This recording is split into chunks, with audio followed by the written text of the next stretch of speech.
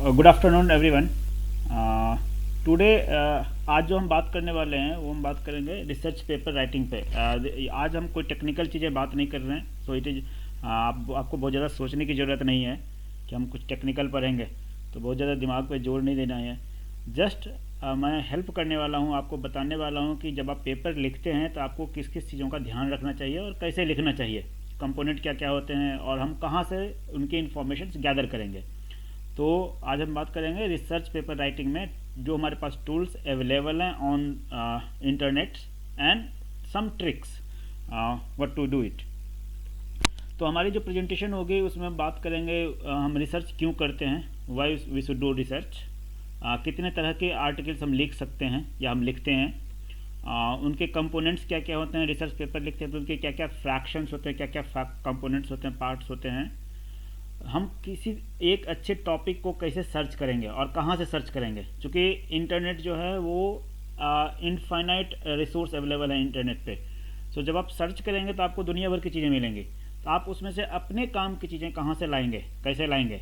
So that I will tell you how to find a good topic, how to find a suitable journal. जब आप paper लिख लेंगे तो उसको जब सबमिट कहाँ करेंगे, तो उसके लिए हमें एक अच्छी जर्नल अपने पेपर के अकॉर्डिंगली सही जगह सबमिट करने चाहिए। तो how to find a suitable journal for your articles वो मैं बताऊंगा।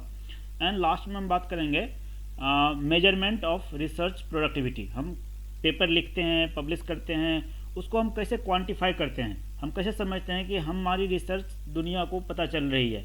तो रिसर्च की प्रोडक्टिविटी को how we are going to measure it, so that research productivity measurement some tools techniques tricks I will give it to you. Fine. अब हम इसमें बात करते हैं वाई टू डू रिसर्च, हम रिसर्च करते क्यों हैं। तो हम एज ए इंडिविजुअल रिसर्च करते हैं, बट हम किसी न किसी ऑर्गेनाइजेशन के लिए काम करते हैं।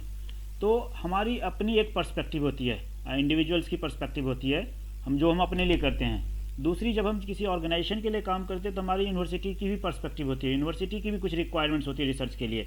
तो हमारी रिसर्च दो जगह फुलफिल होती है, आप उस तरह से बोल सकते हो दो एम को हम फुलफिल कर रहे हैं। एक अपनी इंडिविजुअल पर्सपेक्टिव जो हमारी कैरियर की ग्रोथ के लिए ज़रूरी है, सेकंड जो हमारी यूनिवर्सिटी की रिक्वायरमेंट होती है। तो जब हमारी अपनी रिक्वायरमेंट होती है तो हम अपनी रिसर्च, अगर मेरे इंटरेस्ट है रिसर्च में तो हम अपनी रिसर्च थॉस्ट को कंप्लीट करने के लिए रिसर्च करते हैं।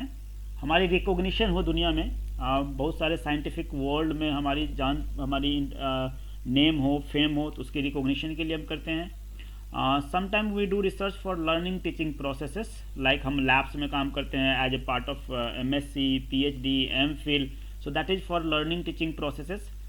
कुछ हम रिसर्च करते हैं जो हम ग्रांट फेच करना होता है, कहीं से फंडिंग एजेंसी से फंड्स लेने होते हैं, तो उसके लिए हम रिसर्च करते हैं। And sometime it is a criteria for the requirement of your degree, कि आपको MSc के लिए या पोस्ट ग्रेजुएशन के लिए या फिर MPhil के लिए या फिर PhD के लिए आपको रिसर्च करना जरूरी है, तो हम रिसर्च डिग्री गेन करने के लिए रिसर्च करते हैं। तो ये सारी जो रिक्वायरमेंट है जो हम इंडिविजुअल लेवल पे फुलफिल करते हैं, ये हमारे अपने लिए है, इसमें यूनिवर्सिटी का कहीं लेना देना नहीं है। So either it is for students or for faculty or as an individual researcher. But when we are talking about university, तो यूनिवर्सिटी की अपनी एक रिसर्च, जब दो तरह के हम ऑर्गेनाइजेशन जानते हैं। अगर हम एक इंस्टीट्यूशंस की बात करें, यूनिवर्सिटी की बात करें, तो हमारे पास दो तरह के ऑर्गेनाइजेशन होते हैं। एक होती है जो सिर्फ एकेडमिया होती है, जहाँ सिर्फ टीचिंग होती है, रिसर्च में उनकी बहुत ज़्यादा दिलचस्पी नहीं होती है, तो वो बहुत ज़्यादा इनकरेज नहीं करते हैं रिसर्च को।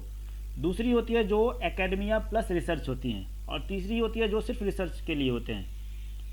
ठीक है।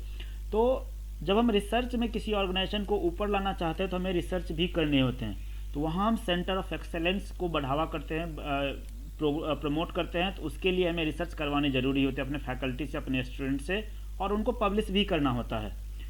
ये एक चीज़ हुआ है। दूसरी चीज़ होता है कि जब हम अपनी इंस्टीट्यूट की रैंकिंग करवाते हैं, बहुत सारे अलग अलग रैंकिंग एजेंसियां हैं, जैसे QS रैंकिंग वर्ल्ड्स के लिए होती है, टाइम्स हायर रैंकिंग वर्ल्ड की ऑर्गेनाइजेशंस की होती है, नेशनल इंस्टीट्यूशन रैंकिंग ये हमारे इंडिया के लिए होती है। तो बहुत सारे ऑर्गेनाइजेशंस हैं जो रैंकिंग करती है इंस्टीट्यूशन की ऑन डिफरेंट पैरामीटर्स, उसमें टीचिंग भी होती है, रिसर्च भी होती है। तो रिसर्च की पैरामीटर्स अगर आप देखेंगे, उसकी वैल्यू मार्क्स या फिर कॉन्ट्रीब्यूशंस, इट्स मैक्सिमम रफली 1/4 होती है, स्पेशली हमारे यहाँ तो 1/4 होती है। तो उसके लिए तो हम रिसर्च से दो चीज़ें फुलफिल करते हैं, एक इंडिविजुअल की रिक्वायरमेंट फुलफिल करते हैं, एक ऑर्गेनाइजेशंस इंस्टीट्यूट्स की रिक्वायरमेंट फुलफिल करते हैं। अब हम जो करते हैं, तो इसके लिए हम क्या क्या करते हैं टू गेट, मैंने अभी आपको बता दिया कि हम अपने पीएचडी, मास्टर्स, बैचलर्स की डिग्री के लिए करते हैं sometime, to provide solution to a complex problem. जैसे अभी हम बात कर रहे थे, अभी कोरोना फैल गई है, तभी कोरोना पे आप देखेंगे बहुत सारी ऑर्गेनाइजेशन, दुनिया भर की ऑर्गेनाइजेशन हैं जो रिसर्च कर रही हैं for vaccine development, for their treatment development, for their drugs development. तो वो हमारे पास जब कोई कॉम्प्लेक्स सॉलिड प्रॉब्लम आ जाती है तो उसके सॉल्यूशन के लिए हमें रिसर्च करनी होती है, तो वो भी हम करते हैं। कभी हम दुनिया की जो गॉड्स के नेचर्स के रूल्स हैं उसको समझने के लिए करते हैं, उसको डिस्क्लोज करने के लिए हम रिसर्च करते हैं। जैसे ग्रेविटी हो गई है, सन के बारे में हो गया, मून्स के बारे में हो गया, तो बहुत सारी चीज़ें हैं जो हम नेचर्स को समझने के लिए भी रिसर्च करते हैं। टू मेक न्यू डिस्कवरीज, कभी कुछ नया चीज़ें करते हैं जो हम, जैसे बेसिक रिसर्च जिसको आप बोलते हैं, हम नया डिस्कवरी करने के लिए रिसर्च करते हैं जिसको हम बेसिक्स रिसर्च बोलते हैं। समटाइम हमें कुछ नया प्रोडक्ट डेवलप करना होता है, उसके लिए हम रिसर्च करते हैं। कभी हम कुछ महंगी चीज़ें अवेलेबल है जिसको हमने सस्ती करनी है, किट्स जैसे हैं, कोई ड्रग्स हैं, कोई महंगी ड्रग्स अवेलेबल है, कोई बहुत बड़ी कॉस्टली चीज़ें अवेलेबल है जिससे हमें उसको कॉस्ट इफेक्टिव ट्रीटमेंट देनी है, कॉस्ट इफेक्टिव चीज़ें प्रोवाइड करनी है, तो उसके लिए हम पैसे बचाने के लिए भी करते हैं, लाइफ को सेव करने के लिए करते हैं, और हम अपनी महत्वाकांक्षा को पूरी करने के लिए भी करती है, हमारी इच्छा जो होती है, ह्यूमन डिजायर्स, उसको फुलफिल करने के लिए भी रिसर्च करते हैं। अब जब हम रिसर्च कर लेते हैं तो हमें पब्लिकेशन की भी ज़रूरत पड़ती है। तो हम पब्लिकेशन क्यों करना चाहते हैं या क्यों ज़रूरी है हमारे लिए पब्लिकेशंस, रिसर्च पेपर लिखना क्यों ज़रूरी है? तो it is obvious that every research needs goods and proper documentations. जब आपने पेपर काम कर लिया तो जब तक उसको पब्लिश नहीं करेंगे तो लोग विश्वास नहीं करेंगे या ट्रस्ट नहीं करेंगे। अगर पब्लिश लोग ट्रस्ट नहीं करेंगे, दुनिया को पता नहीं चलेगा, तो आपकी रिसर्च का कोई मतलब नहीं बनता है। तो whatever you have done it needs to be published, उसको पब्लिश करना ज़रूरी है, उसको डॉक्यूमेंटेशन ज़रूरी है। हमें जो हमने काम किया उसको हमें लोगों को दिखाने पड़ते हैं, तो दिखाने के लिए हमारे पास एक और वेल डिफाइंड प्लेटफॉर्म्स होते हैं जिसको हम कॉन्फ्रेंस बोलते हैं। तो हम कॉन्फ्रेंस भी अटेंड करते हैं जहां हम शोकेस करते हैं अपने रिसर्च को, share research result with other researchers, दूसरे साइंटिस्ट को, दुनिया भर के साइंटिस्ट को हमें अपनी रिसर्च दिखानी होती है, उसके लिए भी हम रिसर्च करते हैं या पब्लिश करते हैं। To get view from improvement of your research, आपके रिजल्ट्स पे, जैसे अभी आप एक नया ट्रेंड्स आया, जब आप पेपर पब्लिश करते हैं तो उसमें हम प्री पब्लिकेशंस करके एक ऑफिस ऑनलाइन है जहां हम पब्लिश करने से पहले अपनी पेपर को वहां सबमिट करते हैं, तो लोग उस पर कमेंट्स करते हैं। आपके पेपर पब्लिकेशन से पहले ही आप पे कमेंट्स आ जाता है, तो आप अपने पेपर को उस कमेंट्स के अकॉर्डिंगली सुधार करते हैं, then you are going to submit it, तो हमें इम्प्रूवमेंट करने का ऑप्शन मिल जाता है। तो टू व्यू फ्रॉम अदर्स, जो आपको दूसरे कमेंट्स देते हैं उसके हिसाब से हम अपने पेपर को इम्प्रूव करते हैं, बेटर करते हैं, तब हम पब्लिश करते हैं। कभी हम डिग्री के लिए भी करते हैं, समटाइम हम we are doing for recognition and promotions के लिए। जैसे हम किसी यूनिवर्सिटी में हैं, अब मैं एज ए असिस्टेंट प्रोफेसर हूँ, एसोसिएट प्रोफेसर हूँ, जब तक मैं 4 पेपर पब्लिश ना करूँगा मेरी प्रमोशन नहीं होगी, मुझे इंक्रीमेंट नहीं मिलेगा। सो उस समय भी हम पेपर पब्लिश करते हैं। तो बहुत सारे क्राइटेरिया हैं जिसके लिए हम पेपर पब्लिश करते हैं, but the most important thing है जब आप पेपर पब्लिश करते हो तो आपकी रिप्यूटेशन बढ़ती है, आपकी रिकॉग्निशन बढ़ती है, दुनिया में आपकी पहचान बढ़ती है। Is it clear?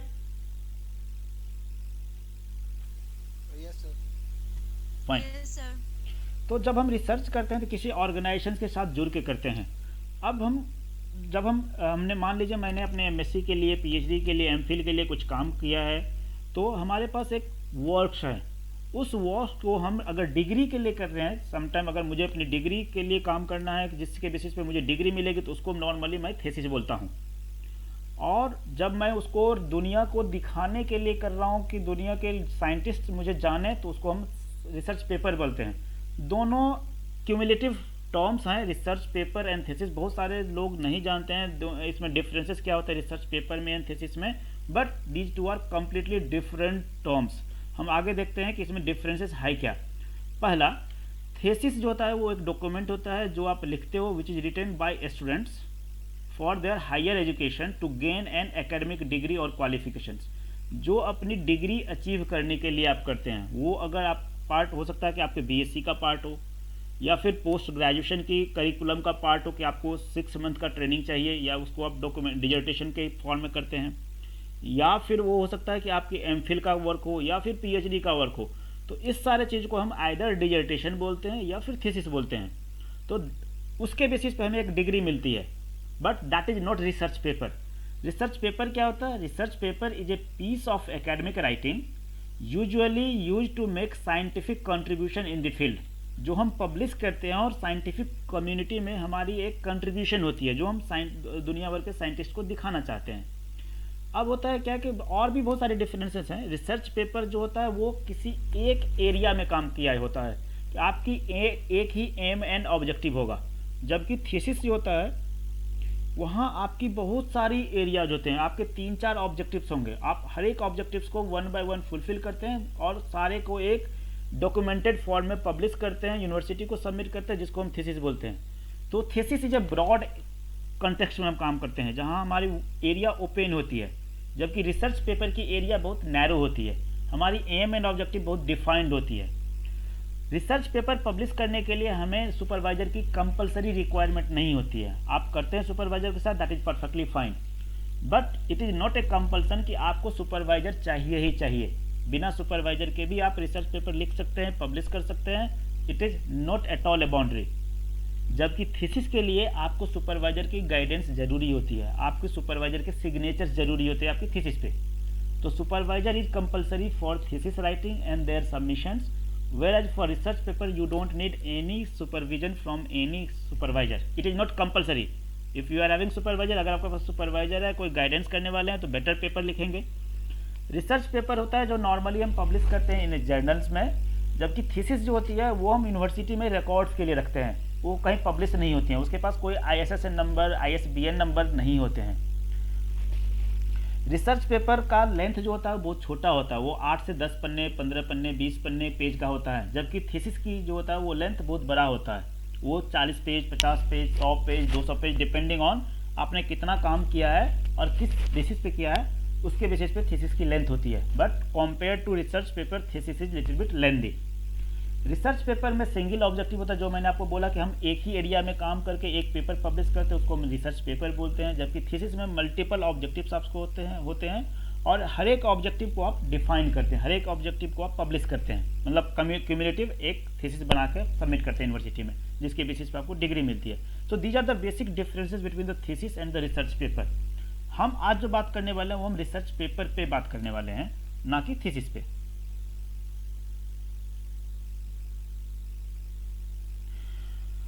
फाइन। अब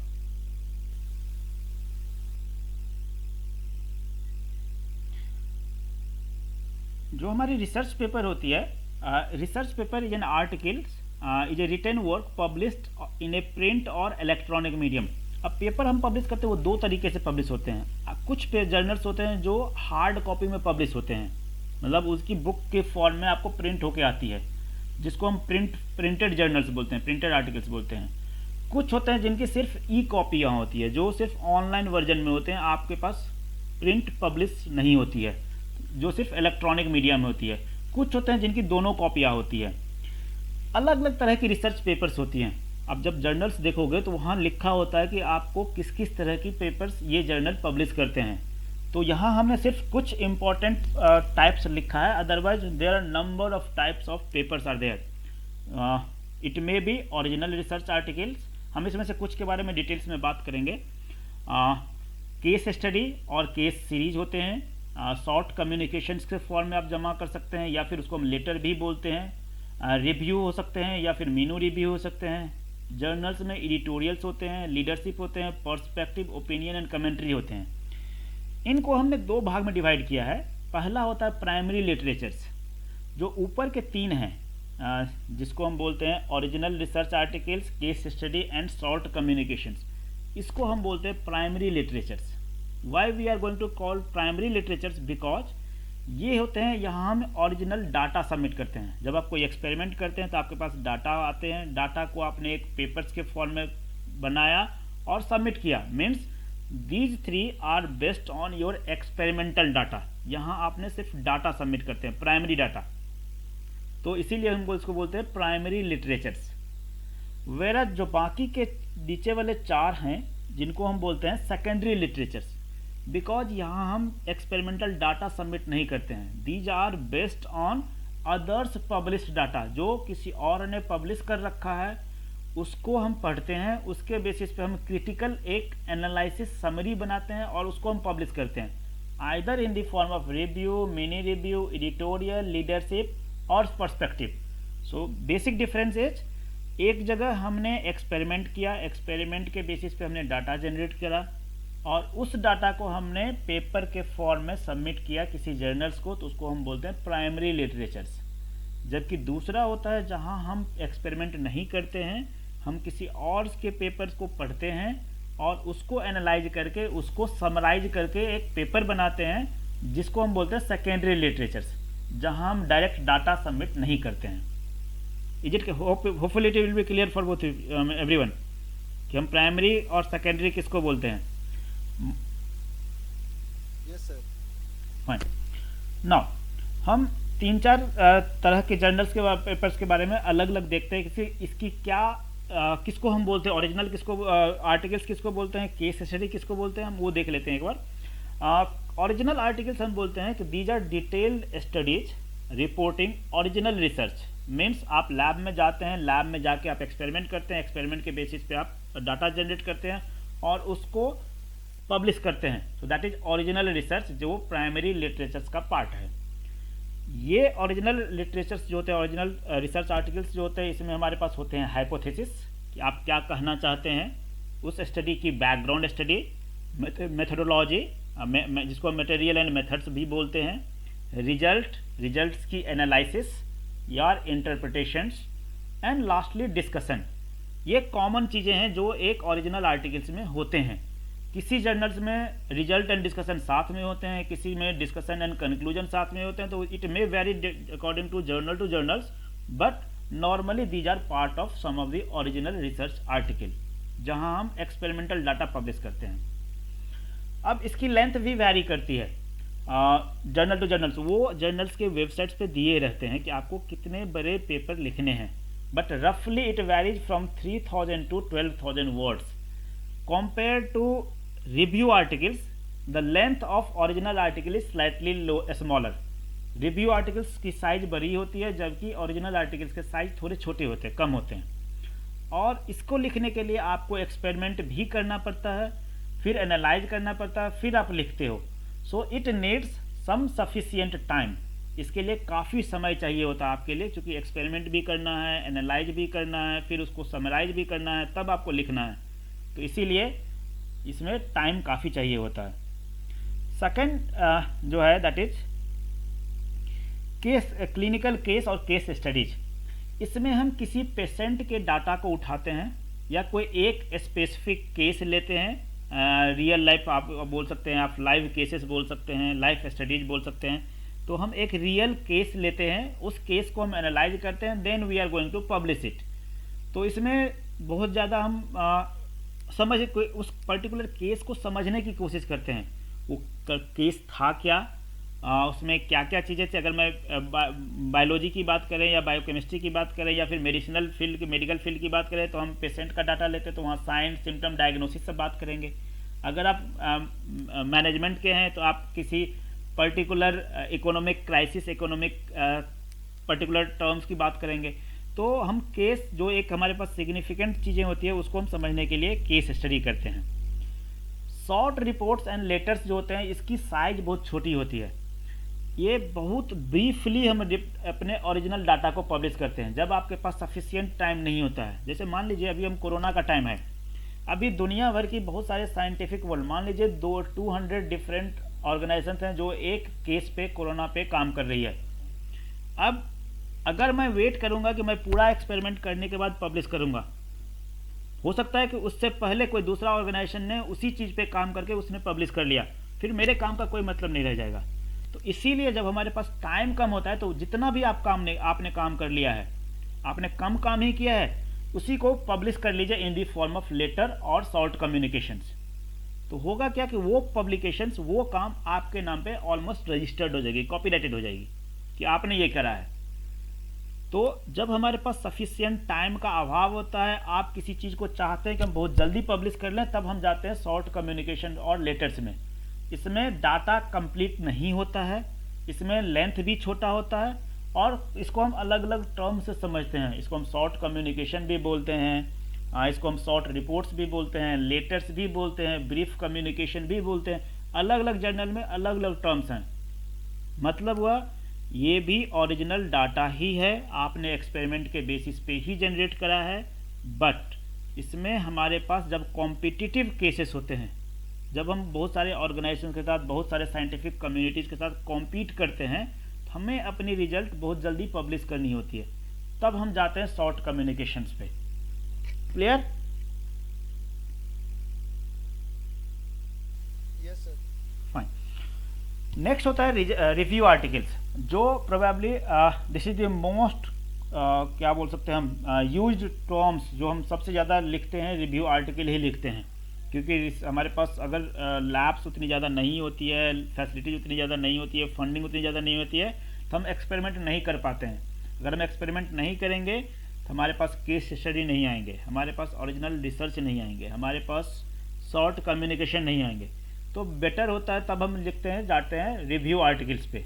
रिव्यू आर्टिकल्स है कि it is a critical and constructive analysis of existing published literatures, जो पहले से पब्लिश हुआ, किसी और ने पब्लिश कर रखा है एक पर्टिकुलर टॉपिक पे। मान लीजिए मुझे डायबिटीज़ पे काम करना है, तो हमने क्या किया, हमने 100, 200, 500 पेपर डाउनलोड किया, पेपर हाँ डायबिटीज़ पे, सबको एनालाइज किया, वो सारे मिलके कहना क्या चाहते हैं, उस सब को मिला के हमने एक समराइज रिपोर्ट बना लिया।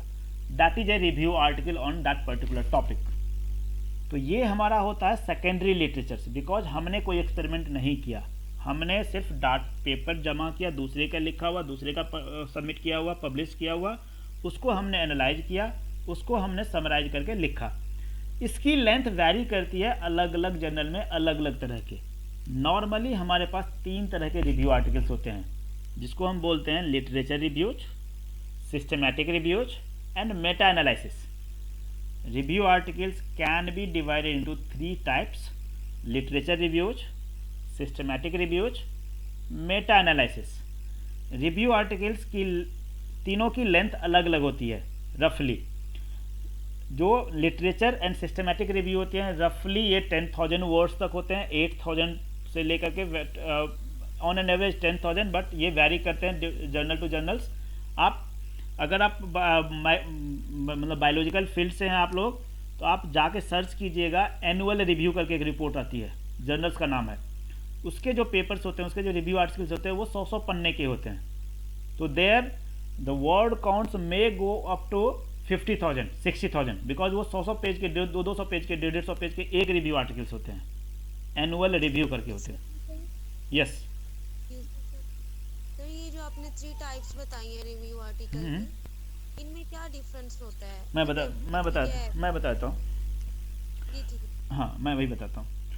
नॉर्मली ये लिटरेचर रिव्यू जो होता है कि जैसे मुझे डायबिटीज़ पे काम करना है, तो हमने बिना किसी चीज़ों के सर्च किया, डिफरेंट सर्च इंजन में जाके। मैं आपको सर्च इंजन के बारे में बताऊंगा। साइंस डायरेक्ट पे चला गया, वेली पे चला गया, स्प्रिंगर पे चला गया, पबमेड पे चला गया, सब जगह से लिटरेचर सर्च करा, उसको कंपाइल करके एक रिव्यू लिख गया एक पर्टिकुलर टॉपिक के हिसाब से, तो वो हमने लिटरेचर रिव्यू बोलते हैं। सिस्टमैटिक रिव्यू कहते हैं जहाँ आपको प्रॉपर एक्सप्लेनेशन देने होते हैं कि आपने कौन कौन सा वर्ड फ्रेज सर्च किया था, आपने स्प्रिंगर में कौन सा वर्ड सर्च किया था, साइंस डायरेक्ट में क्या क्या फ्रेज डाल के सर्च किया था, कितने पेपर मिले थे, कितने पेपर को आपने एनालाइज करा, कितने पेपर को आपने एक्सक्लूड कर दिया, क्यों आपने छोड़ दिया वो पेपर पढ़ना। तो सिस्टमैटिक रिव्यू में आपको सारे चीज़ों के एक्सप्लेनेशन देने होते हैं पेपर में कि आपने क्या क्या सर्च किया था, क्या क्या इंक्लूड किया, क्या क्या एक्सक्लूड किया और क्यों एक्सक्लूड किया। ठीक है, तो that is your systematic review. बहुत सारे पेपर आप पढ़ेंगे जहाँ ये लिखा होता है पेपर में, जहाँ मटेरियल एंड मेथड का पोर्शन होता है वहाँ उनकी डिटेल्स लिखी होती है कि we have used different search term, different phrases has been search in science direct, different search engine के टर्म्स दिए होंगे। हमने इतने पेपर देखे, इसमें से हमने 100 पेपर देखे, उसमें से 75 को पढ़ा, 25 को हमने छोड़ दिया, इस बेसिस पे छोड़ दिया। तो that is called systematic reviews. ठीक है।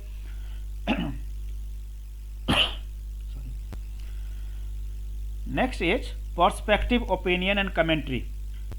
This perspective pieces are a scholarly review of fundamental concept and prevalent idea in the field.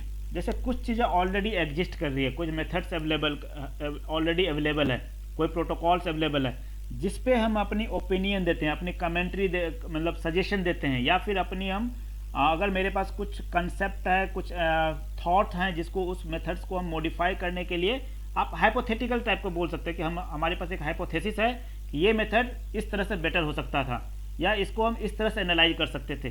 तो वो उस तरह की चीज़ें जो होते हैं, जो बहुत छोटे होते हैं, लगभग half page, 1 page, 2 page, 3 page के होते हैं, उसको हम लिखते हैं पर्सपेक्टिव, कमेंट्री एंड ओपिनियन, जहाँ हम हमने कोई ना तो पेपर एनालाइज करा, ना हमने पेपर पढ़ा, ना हमने एक्सपेरिमेंट किया, तो there just we give our own thoughts, तो that is called perspective, opinion and commentary.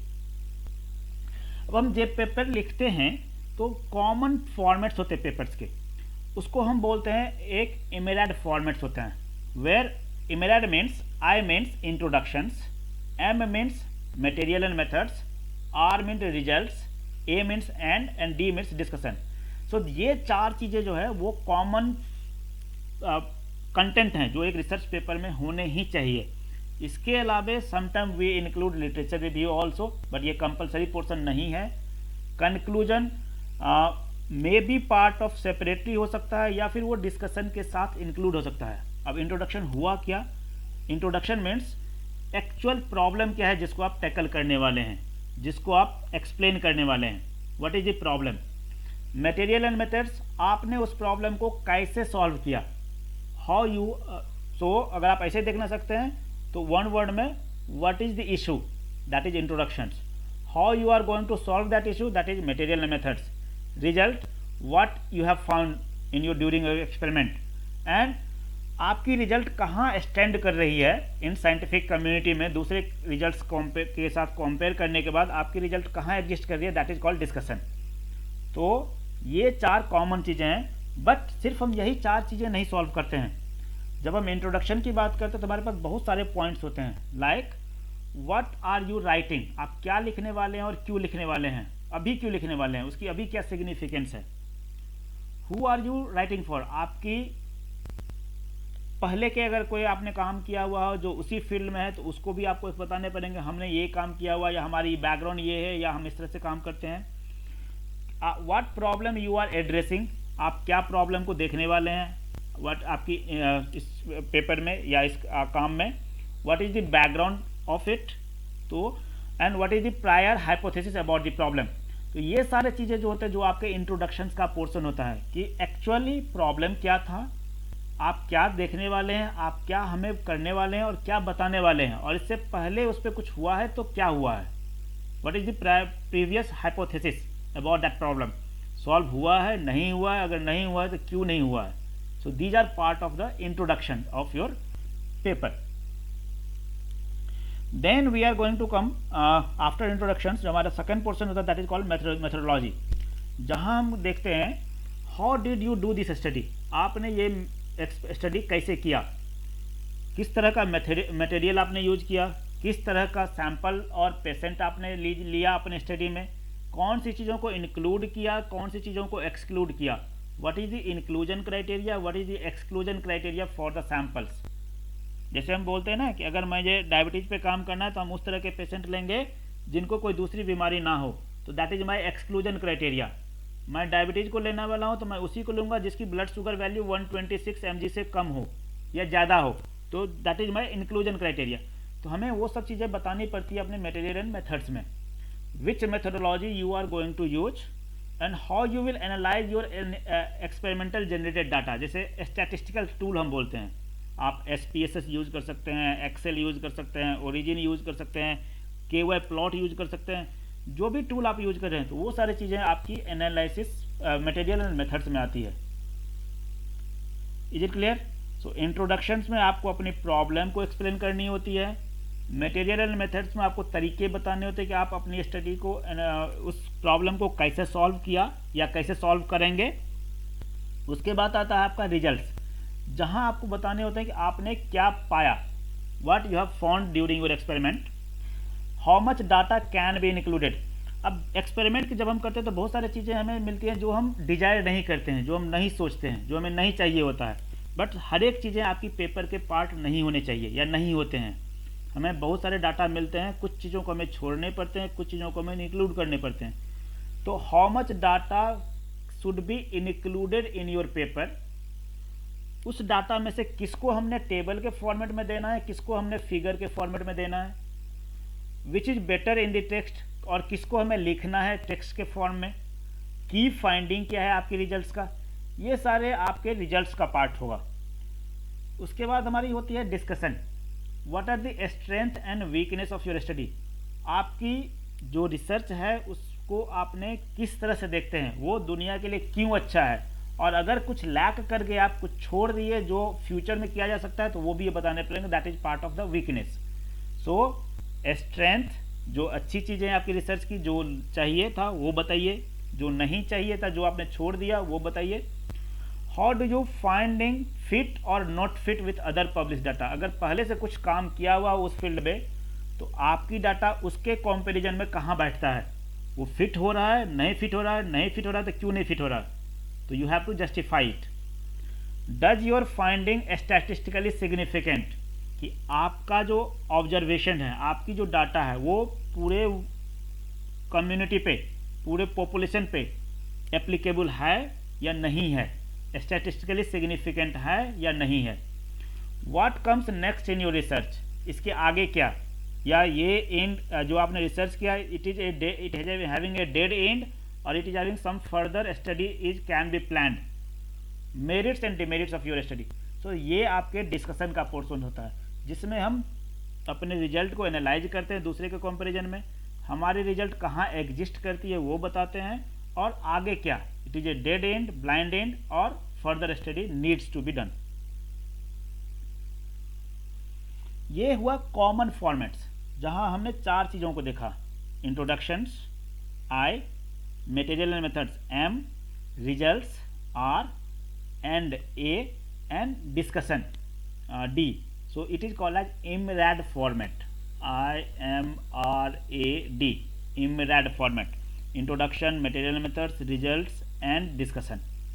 This is a common format, but बहुत सारे पेपर्स होते हैं जहाँ हमारी और भी चीज़ें की रिक्वायरमेंट होती हैं, जैसे कुछ जर्नल्स मांगते हैं अलग से title page, author and affiliations, abstracts, keyword हमने यहाँ छोड़ दिया, कीवर्ड्स मांगते हैं। They are asking introduction, material method, result, discussion, acknowledgement, references. तो this is a complex format of the research articles, जहां हमने उस चारों चीज़ों के अलावे भी कुछ चीज़ों की रिक्वायरमेंट्स होती है जो हमने वहां नहीं इंक्लूड किया था, वहां हमने इंट्रोडक्शन से लिया था, but these are some other parameters which needs to be there. तो जब हमने पेपर लिख लिया, हमारे पास पेपर हो गए, आइदर हमने रिव्यू लिखा या फिर रिसर्च आर्टिकल लिखा या फिर शॉर्ट कम्युनिकेशन लिखा, उसे हमें कहीं जर्नल्स पे सबमिट करना होगा। हर एक जर्नल्स के सबमिशंस के अपना एक पर्टिकुलर प्लेटफॉर्म होता है, कुछ अपने लिंक्स देते हैं कि आपको सबमिट करना है उस प्लेटफॉर्म पे, कुछ बोलते हैं आपको कि आपको मेल के थ्रू करना है। तो once you are going to submit it there, तो author submitted articles, after that one,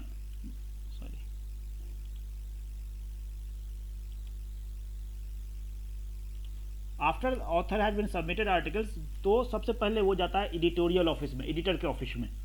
तो एडिटर्स उस पेपर को देखते हैं टेक्निकली कि इज इट टेक्निकली फिट और नॉट फिट। तो उसके बेसिस पे एडिटर डिसाइड करते हैं कि ये पेपर अगर फिट नहीं है जर्नल्स के लिए या फिर इसमें कुछ टेक्निकल इशू हैं, तो they are going to be rejected. तो डायरेक्टली एडिटर ऑफिस से ही रिजेक्ट हो जाते हैं, वापस कर देते हैं। अगर वो सही होता है तो एडिटर उसको भेज देते हैं अलग अलग 3, 4, 2 रिव्यूअर्स के पास, जो उस पेपर्स को, आपके पेपर्स को पढ़ते हैं, पढ़ने के बाद उस पर अपने कमेंट्स देते हैं। तो जब रिव्यूअर्स के पास गया, मान लीजिए किसी जर्नल ने मुझे एक पेपर भेजा पढ़ने के लिए, रिव्यूअर एज ए रिव्यूअर, तो मैं उस पेपर को देखूंगा, पढ़ूंगा, उसको सारे चीज़ों को, ग्रामेटिकल, उसकी टेक्निकल चीज़ें, और रिव्यूअर्स जो होते हैं वो टेक्निकल फील्ड के होते हैं, मतलब उसी पर्टिकुलर फील्ड के होते हैं। तो आपकी बैकग्राउंड जर्नल्स को पता होती है कि आप किस एरिया में काम करते हैं, तो आपको उसी एरिया के, उसी फील्ड का पेपर भेजते हैं। तो रिव्यूअर उसको टेक्निकल चीज़ें, सारी चीज़ देखते हैं। रिव्यूअर्स ने पेपर पढ़ने के बाद अपनी कमेंट्स वापस भेजते हैं जहां से वो आया था। तो editor has sent paper two reviewers, और रिव्यूअर ने अपने कमेंट्स भेज दिया एडिटर के पास। अब इसमें 3 तरह के कमेंट्स हो सकते हैं। पहला कमेंट्स हो सकता है कि ये जर्नल्स में रिव्यूअर ने अच्छा कमेंट्स नहीं दिया, या रिव्यूअर ने रिजेक्ट कर दिया, या रिव्यूअर ने कमेंट्स ही नहीं दिया टाइम पे, रिव्यूअर के पास टाइम नहीं था, तो it needs some further review, तो वो फिर से जाएगा रिव्यू के लिए। या फिर रिव्यूअर ने बोल दिया कि इसमें कोई भी चेंजेस की ज़रूरत नहीं है, जिस फॉर्मेट में पेपर है उसी फॉर्मेट में हम एक्सेप्ट कर लेते हैं, तो इट विल बी एक्सेप्टेड। और एक्सेप्ट हो गया तो एक्सेप्ट होने के बाद वो जाएगा प्रोडक्शन में, then it will go for publications. This is the most simple way for publications. Otherwise दूसरी चीज़ें हो सकती है कि रिव्यूअर्स के कमेंट्स के बेसिस पे पेपर को एडिटर ने रिजेक्ट कर दिया, कि रिव्यूअर ने बोला कि ये पेपर सही नहीं है, या इसमें पर्टिकुलर एक्सपेरिमेंट नहीं किया हुआ, या डाटा एनालिसिस सही नहीं है, या ये पेपर जर्नल के लिए फिट नहीं है, तो इट मे बी रिजेक्टेड। और रिव्यूअर ने कुछ कमेंट्स दिए कि हमें ये सब आंसर आप बता दीजिए तो हम पेपर को एक्सेप्ट कर लेंगे, तो it needs some revision required. Author ने फिर उसको रिसबमिट किया रिवाइज करके, फिर वो जाएगा इस साइकिल में। तो ये प्रोसेस है, this is a normal process for a peer review, जब आप पेपर को सबमिट करते हैं जर्नल्स में। तो इट नीड्स, जितने अच्छे जर्नल में भेजेंगे वो उतना ज़्यादा टाइम लेते हैं। अगर आप हम अच्छा जर्नल कैसे बोल रहे हैं, किस बेसिस पे बोल रहे हैं, वो मैं लास्ट में आता हूँ। हम कैसे डिसाइड करते हैं कि जर्नल अच्छा है या बुरा है। तो अगर आप अच्छे जर्नल में भेजेंगे तो ज़्यादा टाइम लगेगा, अगर आप थोड़े कम अच्छे जर्नल में भेजेंगे, बुरा नहीं मैं बोल रहा हूँ बट थोड़ा कम अच्छा बोल रहा हूँ, थोड़े कम अच्छे जर्नल में भेजेंगे तो थोड़ा जल्दी कर देगा। तो depending on journal to journal it's very. अब हमारा पेपर अगर एक्सेप्ट होता है तो क्यों एक्सेप्ट होता है, और रिजेक्ट होता है तो किस बेसिस पे रिजेक्ट होता है। तो जब हमारा पेपर एक्सेप्ट होता है उसकी कुछ अच्छी चीज़ें होंगे तभी एक्सेप्ट हुआ होगा। तो इसका मतलब है कि it provide some insight on important issue. हो सकता है कि आपका पेपर में कुछ ऐसा चीज़ें हो जो दुनिया को जानना चाहिए। Make some useful decisions, it some develop theories, कुछ नई थ्योरी दे रही है। Stimulate new research questions, it is going to use some methods which needs to be explore some more issues, एस होगा यहाँ, इशूज होगा। Rigorous application of methods and substantial justifications, connection to previous studies and easy to understand. ये सारे चीज़ें हो सकती है जिसके बेसिस पे हमारा पेपर एक्सेप्ट होता है। बट एक्सेप्ट होने से ज़्यादा इंपॉर्टेंट है ये हमें समझना कि पेपर हमारी रिजेक्ट क्यों होती है, किस बेसिस पे रिजेक्ट होती है। तो रिजेक्शन को हमने 3 अलग अलग हिस्सों में बांटा है। एक जर्नल पॉइंट्स, जनरल कंसिडरेशन जिसके बेसिस पे रिजेक्ट होती है, दूसरा हमारा जो साइंटिफिक, एंड तीसरा है प्रेजेंटेशन। हमने 3 हिस्सों में बांटा है कि किसके बेसिस पे हमारी पेपर रिजेक्ट होती है। अगर हमने ये समझ लिया कि हमारी पेपर रिजेक्ट क्यों हुई, तो हम उस चीज़ों को दूर करने के बाद हम पेपर को अच्छा बना के भेज सकते हैं। तो जनरल इशू जो है रिजेक्शन में, दैट इज कि आपने ऐसा कोई काम किया है जो इम्पोर्टेंट है ही नहीं, आपने कुछ वाहियात काम कर लिया है जिसकी कोई सिग्निफिकेंस नहीं है, या फिर आपकी काम ओरिजिनल नहीं है, आपने किसी दूसरे के काम को रिपीट कर दिया, वो ऑलरेडी पब्लिश्ड है, ऑलरेडी काम हुआ है, तो उसकी कोई वैल्यू नहीं है रिपीटिशन के काम की। नॉट अप्रोप्रिएट जर्नल, मैंने काम किया एक एरिया में, भेज दिया किसी दूसरे एरिया के जर्नल्स को। डाटा आपकी बहुत पुरानी है, मैंने काम किया 2015 में और पब्लिश कर रहा हूँ आज के डेट पे, तो उसकी कोई मतलब नहीं है, कोई वैल्यू नहीं है। रिजल्ट आपकी जो है वो एडिटर को, रिव्यूअर को लग रहा है कि रिजल्ट में कुछ मैनिपुलेट किया हुआ है, डाटा सही से जनरेट नहीं किया हुआ है, या डाटा को एनालाइज सही से नहीं किया हुआ है, तो डाटा आपकी रिजल्ट जो है वो डाउटफुल हो।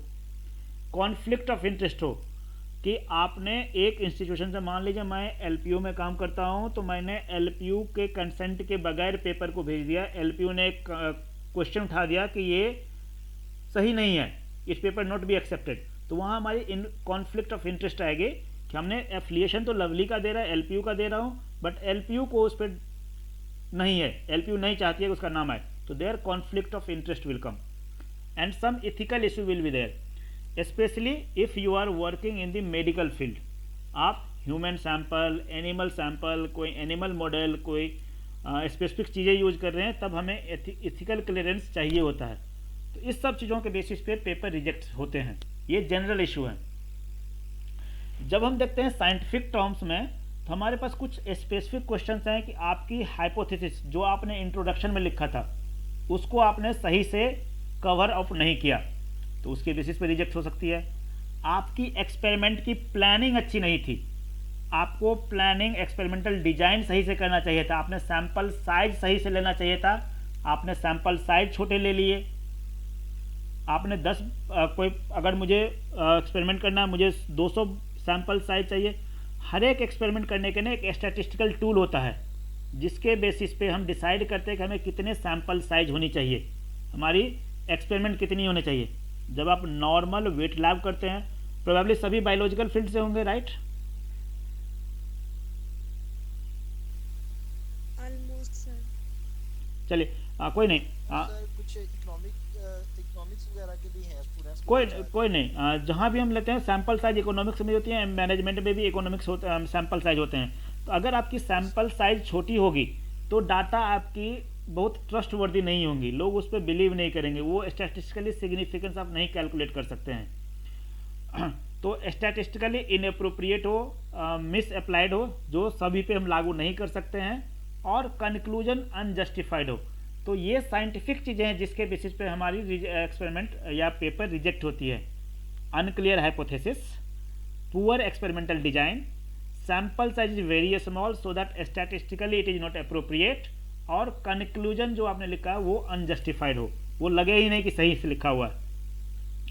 इसके बाद लास्ट पार्ट होता है रिजेक्शन के लिए, जहां हमने प्रेजेंटेशन और स्टाइल में प्रॉब्लम के बेसिस पे हमारी पेपर रिजेक्ट होती है। आप हर एक जर्नल पे जाएंगे ना, जर्नल के वेबसाइट पे जाएंगे, वहाँ लिखा होता है गाइडलाइन टू द ऑथर्स। तो उस गाइडलाइन जो ऑथर्स को दिए होते हैं उसका कुछ मतलब होता है। मतलब इसीलिए होता है कि आपको जर्नल के हिसाब से पेपर बना के भेजना होता है। अब मुझे शर्ट पहननी है तो मैं शर्ट के हिसाब से सिलूंगा ना, कुर्ता के हिसाब से शर्ट नहीं सी सकता हूँ। तो that is a guideline, that is called guideline, जिसके लिए रूल्स हम बोलते हैं या फिर पॉलिसीज बोलते हैं। तो अगर आपकी पेपर की प्रेजेंटेशन या स्टाइल रूल के अकॉर्डिंग नहीं हुआ, जो जर्नल को चाहिए होता है वो नहीं होगा, तो जर्नल पेपर को रिजेक्ट करेगा। तो अगर आपकी पेपर पुअरली ऑर्गेनाइज्ड है, गलत तरीके से लिखा हुआ है, इंग्लिश बहुत गंदी है, कैजुअल एरर्स हैं जो आपने सीरियसली लिया ही नहीं, जैसे आपने लिखा कॉपी पेस्ट कर दिया, full stop, comma, punctuations different अलग अलग गलत जगह पे लगा दी, these are called careless errors. Table को सही से फॉर्मेटिंग नहीं किया है, फिगर्स सही नहीं है, और रेफरेंस आपने बहुत पुराने या इन प्रॉपर रेफरेंस साइट कर लिए। जैसे हमारी साइटेशंस एक क्राइटेरिया होती है जिसके बेसिस पे मेजर करते हैं कि हमारी पेपर कितने अच्छे हैं या नहीं है। तो अगर आपने पेपर को सही तरीके, सही पेपर साइट नहीं करा, सही रेफरेंस नहीं डाला, तो उसके बेसिस पे भी पेपर रिजेक्ट होते हैं। तो ये 3 क्राइटेरिया हैं जो पेपर रिजेक्शन के लिए इंपॉर्टेंट है। तो हमें सबसे पहले है कि एक्सेप्टेंस से पहले हमें वो चीज़ें जानना जरूरी है जिसके बेसिस पे हमारी पेपर रिजेक्ट होती है, जिसमें मैंने बताया आपको जनरल क्राइटेरिया, साइंटिफिक चीज़ें, scientific miss points on basis जिसके बेसिस पे हमारी पेपर रिजेक्ट होती है, और प्रेजेंटेशन जो हम जर्नल को सबमिट करते हैं, फॉर्मेटिंग जिसको हम बोलते हैं। अब एक अच्छा टॉपिक बनाने के लिए एक अच्छा टॉपिक बनाता है, सबसे पहले होती है कि आपकी टॉपिक नोवेल हो। नोवेल मीन्स वो ओरिजिनल हो। उसके लिए हमें देखना होता है 3 चीज़ें, आउटकम हो, स्पेसिफिक सब्जेक्ट्स हो, और न्यू मेथोडोलॉजी हो। तीनों में से कुछ भी एक चीज़ हो सकता है, तो आपकी आइडिया जो है, टॉपिक जो है वो नोवेल है। आइदर इसकी रिजल्ट्स न्यू हो, आउटकम स्पेसिफिक हो, नया आउटकम हो, या फिर आपने नया सब्जेक्ट चूज किया है, या फिर आपने एक नया मेथड इजाद किया है, तो वो बोलता है, उसको बोलते हैं एक नोवेल टॉपिक, आइडियल टॉपिक। आपकी रिसर्च की जो टॉपिक है जिसमें आपने एक प्रॉब्लम लिया था, वो प्रॉब्लम एक्सिक्यूटेबल हो और अचीवेबल हो। कल को मैंने एक पेपर लिखा है कि मैं बोल दूंगा कि मैं चांद को धरती पे ले आऊँगा, but that is not executable, that is not achievable, तो वो एक अच्छा टॉपिक नहीं होगा। ठीक है, तो हमारी टॉपिक होनी चाहिए वो करने लायक हो और वो लगे कि ये किया जा सकता है। हम अनबिलीवेबल चीज़ें नहीं एक्सपेक्ट कर सकते या कमिट कर सकते हैं कि हम ये कर लेंगे, वो कर लेंगे। It should fit in the context of existing research.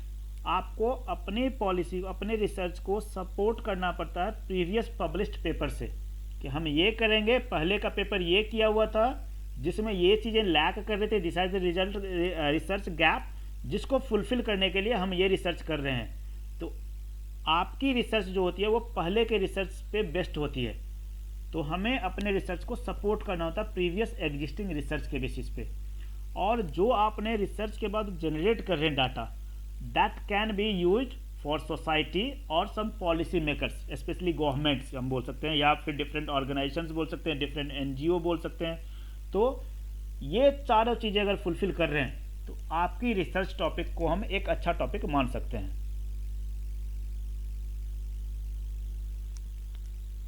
अब आप बताएंगे आप कौन सा सर्च इंजन यूज करते हैं? अगर आपको कुछ मैंने सर्च करने के लिए बोल दिया तो आप क्या कहाँ सर्च करेंगे?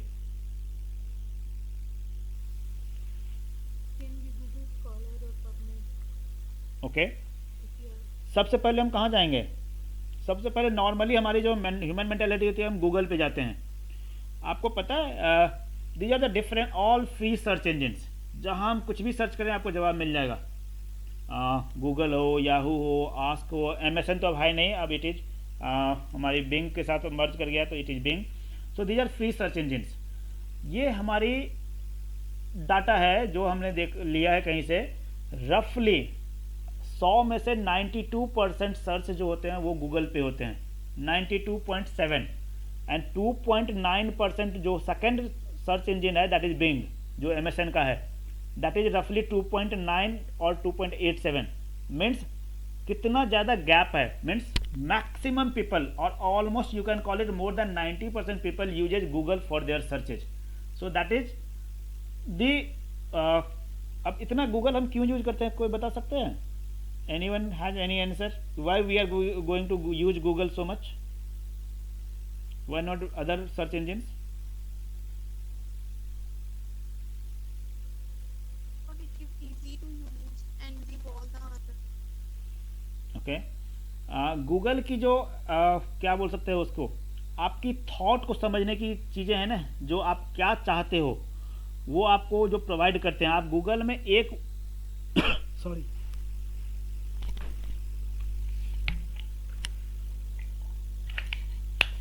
गूगल में आप एक वर्ड डालिए, वो आपको 12 पूरा सेंटेंस बता देगा कि आप ये तो नहीं सोच रहे हैं, ये तो नहीं सोच रहे हैं। आपको 10 ऑप्शन प्रोवाइड कर देगा जो बाकी सर्च इंजिन से नहीं करते हैं। तो उसकी गूगल की एनालिटिक्स बहुत अच्छी है।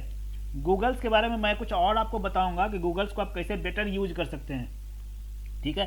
तो वो हमारा फ्री सर्च इंजन हुआ, जो कॉमन सर्च इंजन है, जहां हम कुछ भी चीज़ें सर्च करेंगे हमें जवाब मिल जाएंगे। These are the different search engine. अगर आप चाहें तो आप इसका स्नैपशॉट ले सकते हैं। ये फ्री सर्च इंजन है जहां हम साइंटिफिक चीजें सर्च कर सकती हैं, ठीक है? These are the scientific search engine which is freely available, जहां आपको कोई पैसे नहीं लगेंगे। इसमें गूगल का भी है, गूगल स्कॉलर। पबमेड आप जा सकते हैं, पबमेड सेंट्रल पे जा सकते हैं, बायोमेड सेंट्रल पे जा सकते हैं। बहुत सारी चीजें हैं जहां हम फ्री में ले सकते हैं। कुछ सर्च इंजन है जहां हमें सब्सक्राइब करने पड़ते हैं, जहां से हमें पैसे लगते हैं। So these are those search engines which charges money from us, और पब्लिशर्स या फिर ऑथर से वो पैसे लेते हैं। तो कहीं ना कहीं से इनको पैसे चाहिए होता है, तभी ये हमें सब्सक्राइब करने देते हैं। तो यहाँ से भी आप सर्च कर सकते हैं। सो आप पहले आपको सर्च इंजन समझनी चाहिए कि हमें कहाँ सर्च करेंगे चीज़ें जो हमें अपने काम की चीज़ें मिलेगा। मुझे एक टॉपिक पे काम करना है तो हम कहाँ सर्च करें, तो हमें सर्च इंजन समझनी चाहिए। अब सबसे आसान रास्ता है, मैंने अभी दिखाया आपको कि 90 से 92% पर्सन जो होते हैं they are going to search use Google. तो Google is the most efficient things where you can search anything. वो आपको हर एक चीज़ें दे देता है। अब गूगल को यूज करने के लिए आपके पास कुछ मैं 8 टिप्स दूंगा जिसको आप बेटर यूज कर सकते हैं। आप गूगल में एक वर्ड डालिए, वो आपको 1000 चीज़ें देगा, बट हर एक 1000 चीज़ें आपकी काम की नहीं होती है। तो हम इफ़िशियंट वे में गूगल को कैसे अपने चीज़ों के लिए यूज कर सकते हैं, उसके लिए है कि जब आप गूगल को खोलते हैं तो ऊपर में आपको टैब्स दिखते हैं, जैसे all, books, image, news, video, यहाँ फिर मोर में कुछ और चीज़ें आती है। तो यूज दोज टैब्स। अगर आपको बुक्स सर्च करना है तो यहाँ लिखिए and then select book. If you want to search image then select that particular tabs. तो आप अपनी सर्च को थोड़ी रिफाइन करते हैं, आपको कम चीज़ें विजिबल होगा और वही चीज़ें विजिबल होगा जो आपकी पर्टिकुलर एरिया में बिलोंग करती है। सेकंड है कि हम कोट्स यूज कर सकते हैं, जैसे मुझे सर्च करना है पप्पी डॉग स्वेटर, ठीक है। अगर हमने गूगल में ये सर्च किया तो गूगल हमें पप्पी डॉग स्वेटर, स्वेटर डॉग पप्पी स्वेटर, किसी भी सीक्वेंस में ये तीनों वर्ड्स कहीं भी आएगा तो वो मुझे बता देगा। बट हमें ये नहीं चाहिए, हमें चाहिए अगर हम इसको इस तरह से कोट्स में डाल देंगे तो हमें सिर्फ इसी सीक्वेंस वाला चीज़ें मिलेगा, जहाँ ये तीनों इसी सीक्वेंस में होगा सिर्फ हमें वही रिजल्ट मिलेगा। तो try to use your quotes. पहला टैब यूज कीजिए, कोट्स यूज कीजिए in the search of Google so that you will get only those phrase which you want. बाकी चीज़ें अनडिजायरेबल थिंग्स आपको नहीं मिलेगा। तीसरा है कि हम कुछ वर्ड्स को नहीं चाहिए। मान लीजिए कल को मुझे मस्टैंग सर्च करना है गूगल में, ये दो चीज़ें हैं, ये हॉर्स का भी नाम होता है और ये कार भी है। मस्टैंग कार की एक ब्रांड है और हॉर्स भी है। मुझे जो सर्च करना है वो मुझे हॉर्स के बारे में सर्च करना है। अगर मैंने सिर्फ गूगल में मस्टैंग डाल दिया तो वो मुझे कार के बारे में भी बताएगा और हॉर्स के बारे में भी बताएगा, बट मुझे कार के बारे में नहीं चाहिए। तो हम क्या लिखेंगे, we will search Mustang dash car. इसका मतलब वो कार को माइनस करके मुझे बताएगा। I will not get any information about car, I will get all the information about Mustang horse only. तो ये आपकी चीज़ों को थोड़ी और रिफाइन करेगा। सो जो भी मैं आपको बता रहा हूँ ये आपकी सर्च को रिफाइन करेगा, आपको स्पेसिफिक चीज़ें ही प्रोवाइड करेगा जो आपको चाहिए होगा। उसके बाद use colon to search specific sites. हमें एक स्पेसिफिक वर्ड सर्च करनी है। मान लीजिए मुझे सर्च करना है पेपर ऑन डायबिटीज और एक पर्टिकुलर वेबसाइट पे, गूगल पे या पर्टिकुलर वेबसाइट पे, तो हम इस तरह से लिखेंगे जो चीज़ें आपको चाहिए वो कोलोन वेबसाइट का नाम। तो सिर्फ आपको वही इंफॉर्मेशन मिलेगी उस पर्टिकुलर वर्ड्स के लिए जो उस वेबसाइट पे अवेलेबल हो, ठीक है। तो कोलोन का यूज करके आप स्पेसिफिक वेबसाइट पे अपनी आर्टिकल, अपनी चीज़ों, कंटेंट को ढूंढ सकते हैं। उसके बाद हम यूज कर सकते हैं एस्टेरिक्स। जैसे मान लीजिए इस वो बीच में कुछ वर्ड है जो मिस कर रहा हूँ, जो मुझे याद नहीं है, बस कुछ वर्ड्स हैं, तो आप अगर लिख देंगे एस्टेरिक्स, इसका मतलब कि गूगल उसको सर्च करेगा कि उस बीच में कुछ वर्ड्स हुए हैं जो हम मिस कर रहे हैं, तो आपको वो वर्ड प्रोवाइड करेगा, ठीक है। सिक्स्थ है कि आप यूज कर सकते हैं related word, related and colon. कि मान लीजिए मेरी फेवरेट साइट सर्च है जहां मैं परचेज करता हूं अमेजन, बट मुझे अपनी पसंद की चीज़ें अमेजन पे नहीं मिल रही है, तो मैं क्या करूंगा, मैं सर्च करूंगा रिलेटेड डॉट कोलोन amazon.com। अब मुझे सर्च अमेजन पे नहीं होगा, मेरे पास जो ऑप्शंस प्रोवाइड होंगे, गूगल ने जो मुझे ऑप्शन देना है वो देगा अमेजन को छोड़ के उसी तरह के डिफरेंट वेबसाइट्स। तो यहाँ आप किसी वेबसाइट को एक्सक्लूड कर सकते हैं उसी सिमिलर टाइप का वेबसाइट से। गूगल को आप भी बहुत तरीक़ा से यूज कर सकते हैं। आप गूगल को कैलकुलेटर के जैसे यूज कर सकते हैं। अगर आपने गूगल में ये डाल दिया सर्च इंजन में, तो ये आपको ऐसा नहीं लिखेगा, ये आपको बताएगा इसकी वैल्यू 45 होती है और साथ में कैलकुलेटर भी देगा। अगर आपने प्लैंक्स कांस्टेंट लिख दिया और सर्च कर दिया तो गूगल ने इसकी वैल्यू दे देनी है आपको। तो गूगल को आप यूज कर सकते हैं for your mathematics, for your analysis also, ठीक है।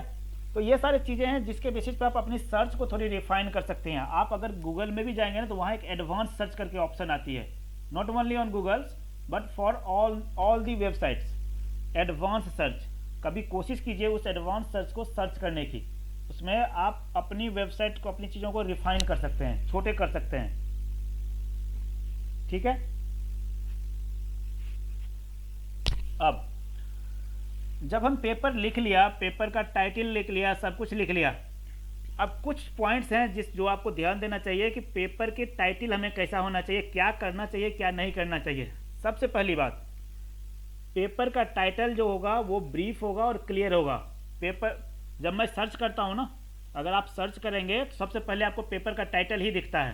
तो अगर आपके पेपर का टाइटल कैची होगा, लोगों को अट्रैक्ट करेगा, तभी आपके पेपर को किसी ने पढ़ना है, किसी ने खोलना है, किसी ने डाउनलोड करनी है। तो आपकी पेपर के टाइटल ब्रीफ हो, क्लियर हो, अंडरस्टैंडिंग हो, जिससे पता चले कि पेपर के अंदर की मटेरियल क्या है। ठीक है, इसमें पेपर के टाइटल में एक्टिव वर्ड यूज करना चाहिए प्रेफरेबली। लेंथ बहुत बड़ी नहीं होनी चाहिए, ताकि हमें समझने के लिए एक डिक्शनरी चाहिए। 10 से 12 वर्ड्स का टाइटल होना चाहिए, और सम स्पेसिफिक कीवर्ड्स, कैची वर्ड्स हमें यूज करना चाहिए। सो ये सारी चीज़ें आपको यूज करना चाहिए। बहुत बड़ा टाइटल नहीं होना चाहिए। अननेसेसरी इन्फॉर्मेशन नहीं प्रोवाइड करते हम टाइटल में। जो ज़रूरी नहीं है उस तरह का एब्रीविएशन नहीं यूज करते टाइटल में। नॉर्मली हम एब्रीविएशन को अवॉइड करते हैं। Please remember it, don't use abbreviations in the paper title. And complex word उनको भारी नहीं करते हैं, टाइटल को बहुत भारी नहीं बना देंगे हम पेपर कॉम्प्लेक्स फ्रेज यूज करके, कॉम्प्लेक्स वर्ड यूज करके। So do and don'ts need to be remember title को। जब आप गूगल में सर्च करेंगे, साइंस डायरेक्ट में सर्च करेंगे, तो सबसे पहले आपको टाइटल दिखता है। आप टाइटल को देख के पेपर को एब्स्ट्रैक्ट पढ़ेंगे, तो आपका title is most important, then abstract is second most important, and तब पेपर पे आते हैं। पेपर की कंटेंट इंपॉर्टेंट होती है, बट पहला टाइटल इज मोस्ट इंपॉर्टेंट, जो दिखता है। ठीक है, पेपर्स जब आपने लिख लिया है, तो आपके पेपर की 6 चीज़ें हैं जो इंपॉर्टेंट है, अच्छे पेपर बनाती है। पहला, इसकी कंटेंट सही हो, टेक्निकल जैगराउंड्स को आपने केयरफुली यूज किया हो, आपने वर्ड फ्रेजेज जो आपने यूज किया हो उसको सही तरीके से यूज किया। एक वर्ड हम यूज करते हैं, प्रोबेबली आप जानते होंगे कि नहीं जानते होंगे, पैराफ्रेजिंग।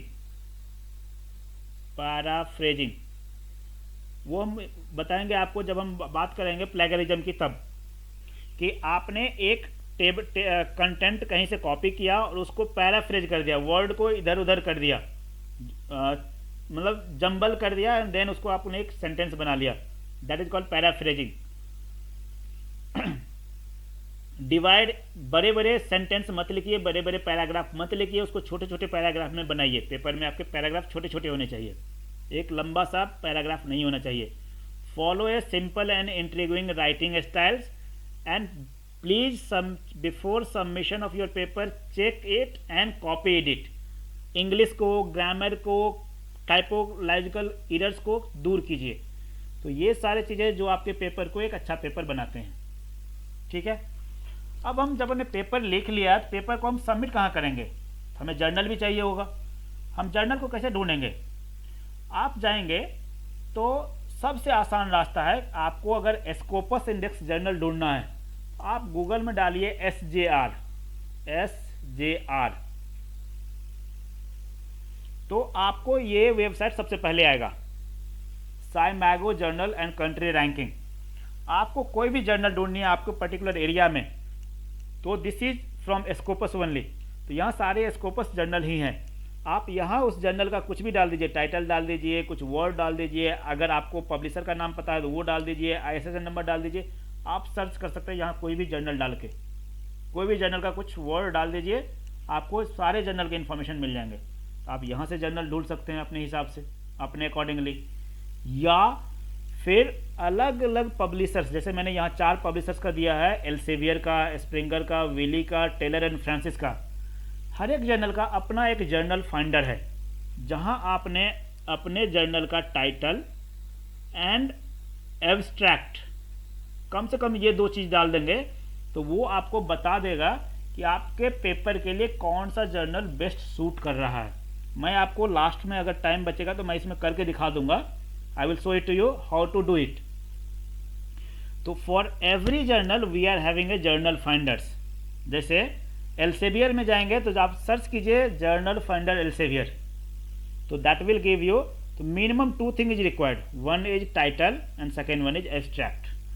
सर्च कीजिए, ये आपको लिस्ट ऑफ जर्नल्स दे देंगे जिसको आप अरेंज कर सकते हैं either on the basis of impact factor, SGR value, publication rate, acceptance ratio, different criteria के बेसिस पे आप इसको अरेंज कर सकते हैं। ठीक है, similarly for Springer, similarly for Wiley, similarly for Taylor and Francis, ACS, सबके लिए जर्नल फंडर्स हैं। आप उस पर्टिकुलर वेबसाइट को जस्ट गूगल में डालिए, journal finder of Taylor Francis, journal finder of Scopus, journal finder of Springer, तो आपको पर्टिकुलर जर्नल मिल जाएंगे। ठीक है। अब जब हमने पेपर सबमिट कर दिया, पेपर मेरा एक्सेप्ट भी हो गया, पब्लिश भी हो गया, तो हम पेपर की प्रोडक्टिविटी कैसे मेजर कर सकते हैं कि हमारा पेपर सही से जा रहा है नहीं हो रहा है उसकी। तो उसके लिए मेरे पास 4 पॉइंट्स होते हैं, citations, impact factor, H index and I10 index. Citation होता है कि हर एक पेपर में आपने लास्ट में एक रेफरेंस दिया होता है, बिब्लियोग्राफी।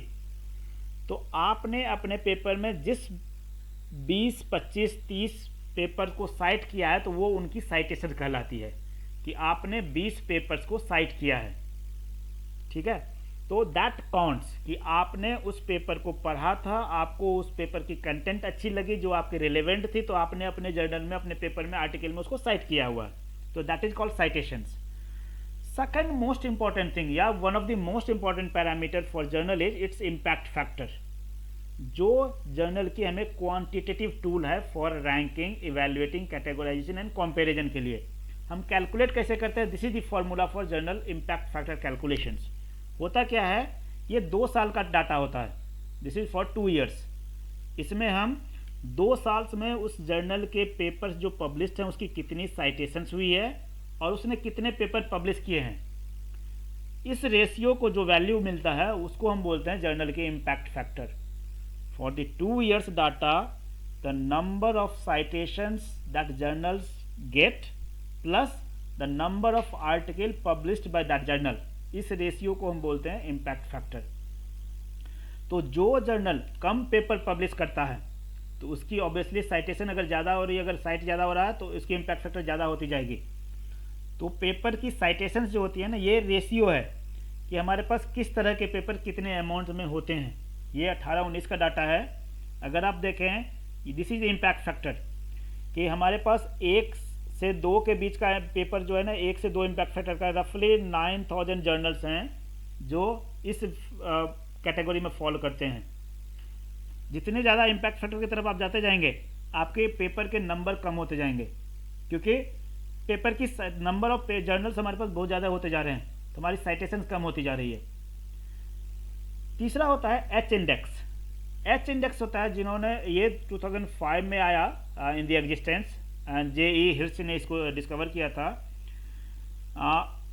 ये हम कैलकुलेट कैसे करते हैं कि मान लीजिए एक ऑथर है जिन्होंने 7 पेपर पब्लिश किया, these are the paper numbers, और उनके हर एक पेपर की ये साइटेशंस हैं कि पहला पेपर की 33 साइटेशन, सेकंड पेपर की 30 साइटेशन, थर्ड पेपर की 20 साइटेशन, फोर्थ पेपर की। तो इसको हम बोलते हैं n number of paper having minimum n citation। एक paper n number of paper with n citation। तो आप यहाँ देखिए, ये पेपर है 6ठा पेपर, कम से कम 6 पेपर ऐसे हैं जिनके कम से कम 6 पब्लिक साइटेशन तो है ही। 6 साइटेशन में ये भी आ रहा है, ये भी आ रहा है, ये भी आ रहा है, ये भी आ रहा है, ये भी आ रहा है। 1 2 3 4 5 6 7 पे हम नहीं जाएंगे। अगर ये कम से कम 7 होता तो हम 7 एच इंडेक्स होता है। इस केस में यहाँ मैच कर रहा है, ये 6ठे पेपर की साइटेशन जो है वो 6 है, तो इसका एच इंडेक्स 6 होगा। इसके लिए मैं आपको और एग्जांपल देता हूँ आगे। So it is this H index used by Scopus भी यूज करता है इसको, वेब ऑफ साइंस भी यूज करता है, गूगल स्कॉलर भी यूज करता है। मैं आपको एग्जांपल दिखाऊंगा, पिक्चर दिखाता हूँ अभी। तीसरा होता है I10 इंडेक्स, जो सिर्फ गूगल यूज करता है और कोई नहीं यूज करता है। मतलब वो पेपर जिनकी कम से कम 10 साइटेशंस हैं, जैसे ये एक ऑथर्स हैं जिनके ये पेपर्स हैं, ये पब्लिकेशंस हैं। आप देखिए इसमें से कितने पेपर हैं जिनके कम से कम 10 साइटेशंस तो है ही, 10 से ज़्यादा है, 10 से ज़्यादा है, यहाँ तक। तो मिनिमम 7 पेपर हैं जिनके कम से कम 10 साइटेशंस हैं। ये साइटेशंस हैं, इसकी 9 है, इसकी 10 से ज़्यादा है, तो minimum 7 paper which have minimum 10 citations. तो इसकी I10 इंडेक्स जो होगी वो 7 होगी। तो I10 of this author is 7 because कम से कम 7 पेपर हैं जिनकी साइटेशंस 10 हैं। इसी तरह से अगर मैं बोल दूं I20 इंडेक्स कितना है, तो वो पेपर जिनकी साइटेशन 20 हो, कितने हैं, यहाँ 15 है, ये 20, तो that is I20 is 5 because 5 paper है जिनकी साइटेशन 20 या 20 से ज़्यादा है। अब इसकी H इंडेक्स अगर हम खोजेंगे तो कितनी होगी, n number of paper having minimum n citations, 1 2 3 4 5 6 7 8, तो कम से कम 8 पेपर हैं जिनकी 8 साइटेशन तो है ही, यहाँ 9 नहीं हो रहा है, ये 8 पेपर तक है जिनकी कम से कम 8 साइटेशन है। अगर ये 9 हो जाता तो इनकी 9 पेपर हो जाते जिनकी 9 साइटेशन होती कम से कम, तो यहाँ H इंडेक्स जो है वो 8 हो रही है because 8 paper having minimum 8 citations. तो आप ये याद रखिए, n number of paper having n citations is called as H index. And वो साइंटिफिक कम्युनिटी में एक मेजरमेंट होती है कि आपकी H इंडेक्स अगर 10 से ज़्यादा है तो you are called as a good researcher. जैसे ये मेरा प्रोफाइल है, आप देख सकते हैं H इंडेक्स इज 16, तो मेरे केस में कम से कम 16 पेपर होंगे जिनकी कम से कम 16 साइटेशंस होंगी। I10 इंडेक्स है जिसमें मेरे 17 पेपर है जिनकी कम से कम 10 साइटेशंस हैं, तो that is called H। So I10 is used only by Google, H index is used by different other tools also. ठीक है, ये this is the profile of Scopus, there also we are having H index, citations and other parameters. तो आप अलग अलग जगह पे ये चीज़ें यूज कर सकती हैं। सो दीज आर, इसके बेसिस पे जितनी आपकी H इंडेक्स अच्छी होगी, जितनी आपकी साइटेशंस अच्छी होगी, मतलब आपकी पेपर को उतने लोग पढ़ रहे हैं, उतने लोग यूज कर रहे हैं अपनी रिसर्च में अपने। सो अब हम बात कर रहे हैं, जब आप पेपर लिख रहे हैं तो एक सबसे ज़्यादा इंपॉर्टेंट जो क्राइटेरिया होता है that is the plagiarism issue. So we should try to as a scientific community, हमारे पास हमारी इथिक्स होनी चाहिए कि we should not use plagiarism content, plagiarized content. हमें आप इसमें बहुत सारी चीज़ें वर्ड्स देख रहे होंगे जहाँ ऑनेस्टी भी लिखा होगा, इथिक्स भी लिखा हुआ, फ्रॉड भी लिखा हुआ, चीटिंग भी लिखा हुआ। So these are different ethical things. So हमें प्लेगरिज्म को अवॉइड करनी चाहिए as much as we can. Plagiarism का मतलब क्या होता है, अगर आप देखेंगे तो इसका मतलब होता है स्टील, किसी की दूसरे की चीज़ों को चुरा के अपना बोलना। आपने किसी दूसरे का आइडिया ले लिया, दूसरे का कंटेंट ले लिया और उसको बोल रहे हैं कि वो आपका अपना आइडिया है, अपना कंटेंट है, तो जिसको हम बोलते हैं प्लेगरिज्म, जो नहीं होनी चाहिए। सो आप नॉर्मली हमारे बच्चे जो करते हैं, जब बच्चे असाइनमेंट सबमिट करते हैं तो वो Ctrl+C Ctrl+V कॉपी करके पेस्ट कर देते हैं और असाइनमेंट हो जाता है। इसकी बहुत सारी रीजन्स हो सकती है, it may be because of different reasons. According to plagiarismweb.com.org website, रफली 30% स्टूडेंट्स जो होते हैं कम से कम जो प्लेगराइज्ड असाइनमेंट ही सबमिट करते हैं।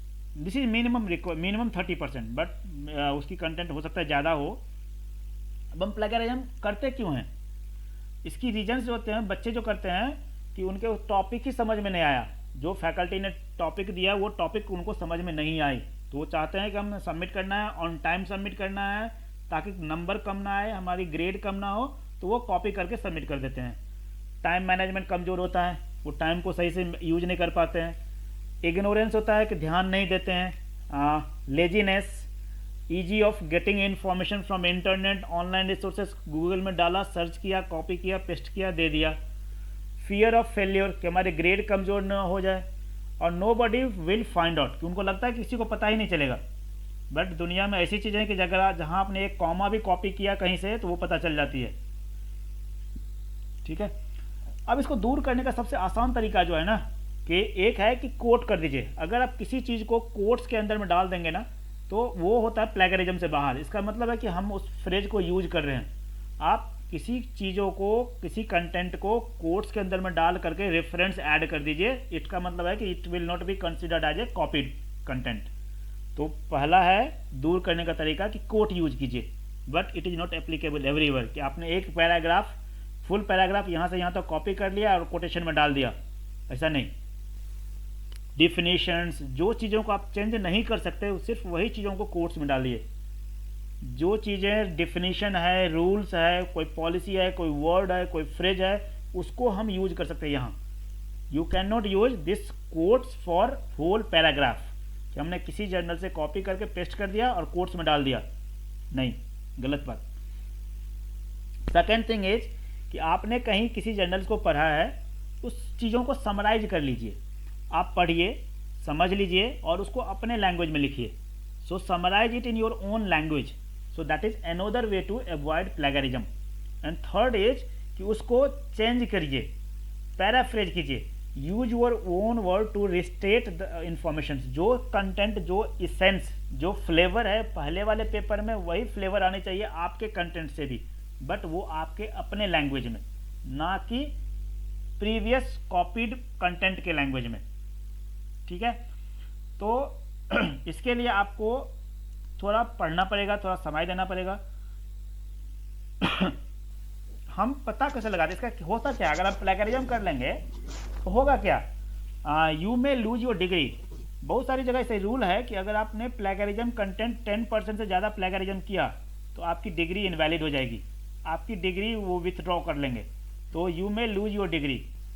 ग्रेड्स कम हो सकते हैं, मार्क्स कम हो सकता है। हमारे यहाँ है कि अगर हमने प्लेगरिज्म कंटेंट किया तो आपकी कंटेंट CA 0 हो जाएगी।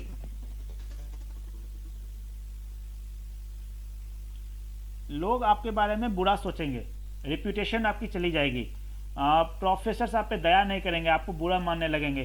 तो बहुत सारी चीज़ें हैं, डिसिप्लिनरी एक्शंस हो सकता है, रिजल्ट्स को मॉनेटरी रेस्टिट्यूशंस हो सकते हैं, आपकी ग्रेड्स चली जा सकती है।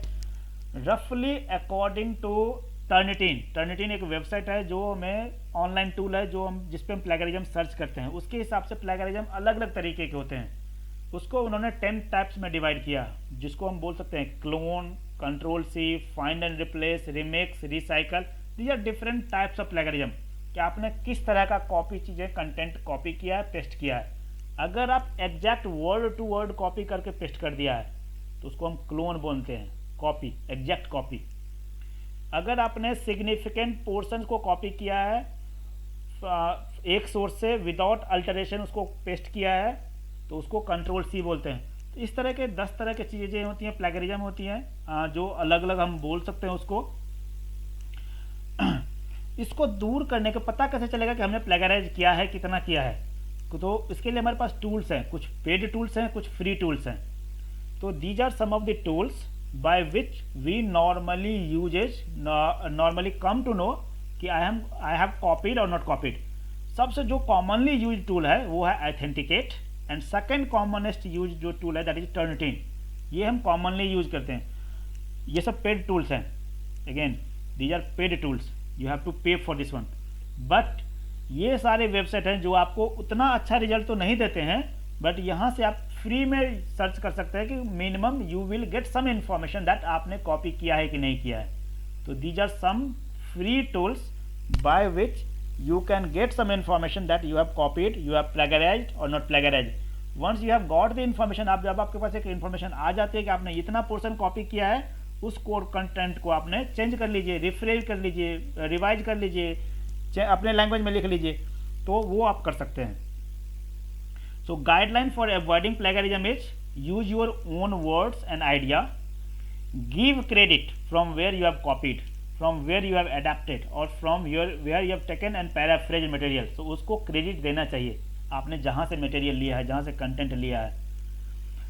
Avoid using others work with minor cosmetics। आपने पूरा कंटेंट कॉपी कर लिया, एक एक वर्ड आपने ये वर्ड चेंज कर दिया, ये वर्ड चेंज कर दिया, this is called as cosmetic manipulations. आपने कहीं कहीं उसकी मॉडिफिकेशंस कर दिए, तो that is not acceptable. There is no free wheeze, कुछ भी फ्री नहीं है, आपको मिनिमम क्रेडिट तो देना ही पड़ेगा। आपने अगर कहीं से कंटेंट लिया है तो minimum you should give credit to them, तो वो फ्री में नहीं आएगा।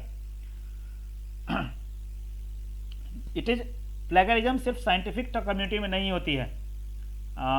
अभी आप देखेंगे ही प्रेसिडेंट USA के, so American president Barack Obama पे केस हुए थे कि they have plagiarized some of the speeches from the other persons. Vladimir Putin पे कंप्लेन हुए थे कि they have copied plagiarism content from 6 रफली। If you have any query, any comments, you can ask me, you can ask, free to ask.